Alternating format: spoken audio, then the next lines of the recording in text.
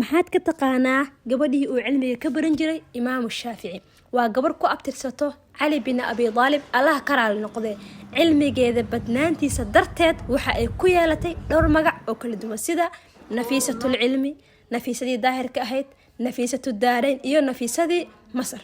waxa ay masar ku nooleed 15 sano aabeed waxa uu ahaa taabici weyn marna waxa uu noqday amiirka magaalada rasuulka nabadgelyo in xariis korkiisa ahaatee madiinatul munawwara waxa uu noqday xilligii jacfar al-mansuur aabeed waxa la dhahaa xasan bin zayd bin xasan bin cali bin abi talib sidoo kale wuxuu ahaa raawi xadiis waxa uu qaar kamid ah xadiistii nabiga sallallahu alayhi wasallam ka wariyay aabihii iyo qaar kale oo taabiciin ah oo xilligan noolaa markii ay dhalatay gabadhiisa aad ayuu ugu farxay waxa uu u kaxayn jiray qabriga nabiga oo ahaa awowga waxa ay ku abtirsataa mid kamid ah wiilashii Faaduma bint Rasuulillah waxa uu dhihi jiray gabadheeda Nafiisa raali ayaan ka ahay aabaheed waxa uu ku riyooday nabiga sallallahu alayhi wasallam oo dhahay gabadhaada raali ayaan ka ahay sida adiga aad raali uga noqotay rabbigeena sidaas ayuu raali uga noqday Nafiisa waxa ay kamid ahayd sayidaadkii ahlu beedka waxay caan ku ahayd cibaadada suhdiga gabar ay eedo u ahayd oo la joog jirto waxay tiri ma arag eedaday oo habeenkii hurdo mana arag eedaday oo afuran ilaa maalmaha iida moogiy mar la yiri Nafiisooy ma naftaada u dhimrisid waxay tiri sidee nafteeda ugu dhimriyaa aniga oo iga horeeyay qaab aan laga kala jirin ku guuleysmo oogiy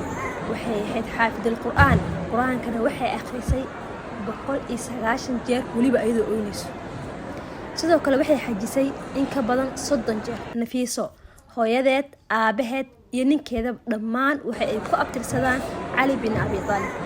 aabaheed waxa uu u guuray magaalada madiina ayadoo 5 jir ah waxa uu u kaxayn jiray masaajidka nabiga si ay u maqasho cilmiga culimada halkaas oo ay fahanka diinta fiqiga iyo xadiidka ay ku maqli jirtay walow ay yareed ilaa ay dadka ku naaneyseen nafiisadii cilmiga xataa ayadoo aanan gaarin da'da guurka imaamu shaafici marka uu masar imaado waxa uu ka baran jiray cilmiga uu alla u furay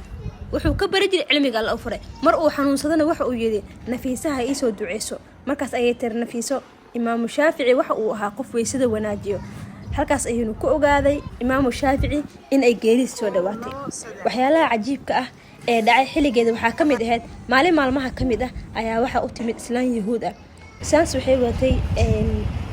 cunug uryaan bas waxay tiri ninkayga uu maqan yahay qofa cunugnahan uga taganayna malahan markii ilmahan iisi hay uryaanka ah markii ay tagtay gabadhii eedada oo ahayd ee la joogtay waxay tiri oo eedo maxaan u caawinaynaa islaanta waa yahuudiyada Nafiisa waxay tiri bog walba oo qoyan waxa laga helaa ajir